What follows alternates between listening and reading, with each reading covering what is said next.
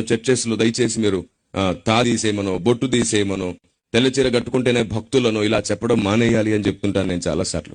ఎందుకంటే మనకు పైరూపం మార్చడం కంటే హృదయాంతరంగంలో దేవుడు ఉండడమే ముఖ్యం.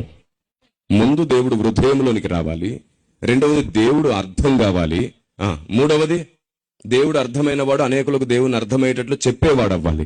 అది చేస్తే చాలా. ఆ తర్వాత దేవునికి నచ్చినట్లు ఎలా మారాలో మారిపోతాం మనం. నా 19 సంవత్సరాల సేవా జీవిత అనుభవంలో నేను ఎవరిని తాలిదీయమనలేదు, ఎవరికి వైట్ అండ్ వైట్ వేసుకుంటేనే భక్తులని చెప్పలేదు, ఎవరిని బొట్టు తీయమనలేదు, ఎవరికి ఎలాంటి ఆచారాలు సాంప్రదాయాలు మార్చుకోమని చెప్పలేదు. వారికి దేవుని అర్థమయ్యేటట్టు చేశాను, వారికి దేవుని ప్రేమను అర్థమయ్యేటట్టు చేశాను, వారిని దేవుని చిత్తానికి అనుకూలంగా మార్చడానికి ప్రయత్నం చేశాను.